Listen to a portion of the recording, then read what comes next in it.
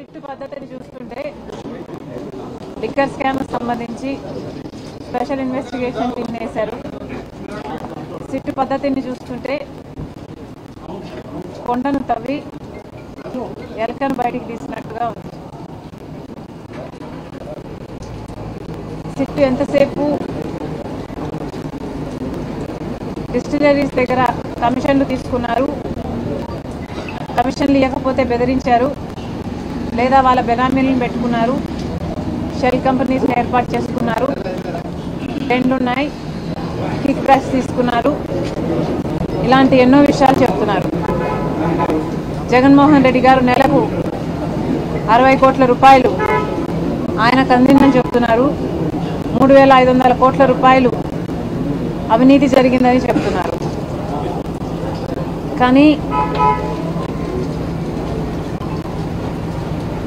ఆంధ్ర రాష్ట్రంలో జరిగిన మద్యం స్కాము కేవలం అంతకే పరిమితం కాదు.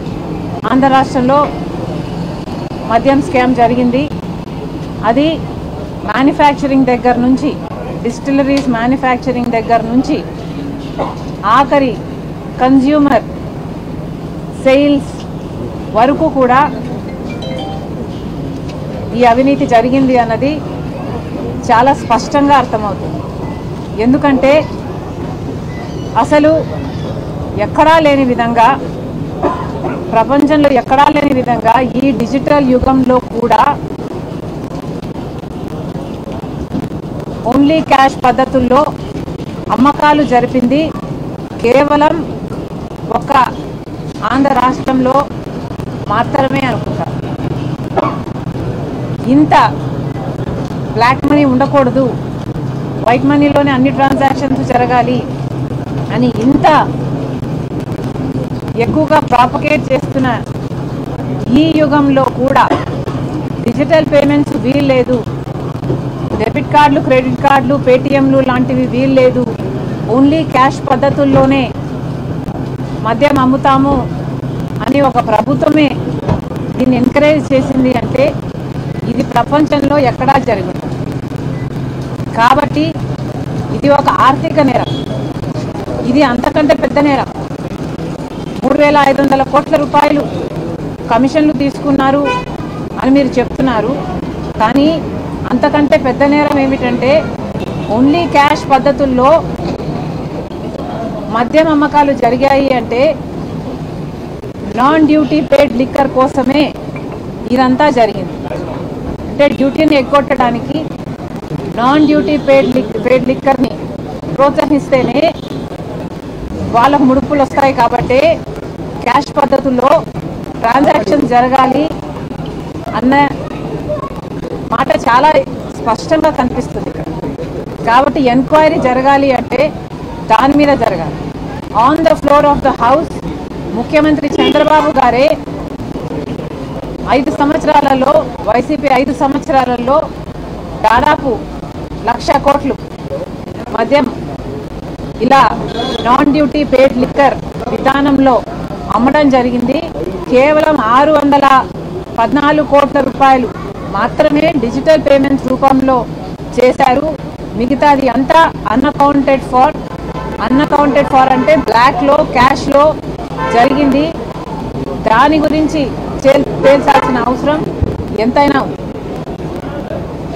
ఎందుకంటే కేవలం చంద్రబాబు గారి ప్రకారం అయితే కేవలం 0.62% అంటే 1% కంటే కూడా తక్కువ ఇలా డిజిటల్ పేమెంట్స్లో రూపంలో ప్రభుత్వానికి తెలిసి జరిగింది. మిగతాది అంతా అన్అఫీషియల్గా జరిగింది అంటే అది అంతకంటే పెద్దదే.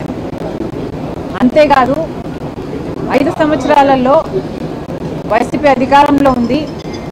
ట్రస్టెడ్ లిక్కర్ బ్రాండ్స్కి ఏవి కూడా అసలు వాటికి అనుమతులు లేకుండా కొత్తవి, చీప్వి, లో క్వాలిటీ ఉన్నవి లేదా హార్మ్ఫుల్గా ఉన్నవి ఈ బ్రాండ్లని ఎందుకు ప్రోత్సహించారు? ఇది చాలా అనెథికల్గా జరిగింది. కాబట్టి ఎంతోమంది దాదాపు లక్షల్లో ఉంటారో లేకపోతే కోట్లలో ఉంటారో ఇంతమంది హెల్త్కు సంబంధించిన విషయం. ఆ 5 సంవత్సరాలలోనే దాదాపు 30 లక్షల మందికి కిడ్నీ లివర్ ప్రాబ్లమ్స్ వచ్చాయన్నారు. 30,000 మంది ఈ హార్మ్ఫుల్ లిక్కర్ వల్ల చనిపోయారన్నారు. అంతేకాదు 900% న్యూరోలాజికల్ వీక్నెసెస్ కేసుల్లో ఇంక్రీజ్ని చూసామన్నారు. ఇలాంటి 1 కాదు 2 కాదు ఎన్నో రకాలుగా ఈ ట్రస్టెడ్ లిక్కర్ బ్రాండ్స్ని అనుమతించకపోగా చీప్ లిక్కర్ని, లో గ్రేడ్ లిక్కర్ని, హార్మ్ఫుల్ లిక్కర్ని మాత్రమే సరఫరా చేయడంతో లక్షల్లో కోట్లలో ఇది ఎఫెక్ట్ అయింది. అంత జనాభాకి ఇది ఎఫెక్ట్ అయింది. కాబట్టి ఎంక్వైరీ జరగాలి అంటే దాని మీద కూడా జరగాలి. వీటికన్నిటికీ ఎవరు బాధ్యులు?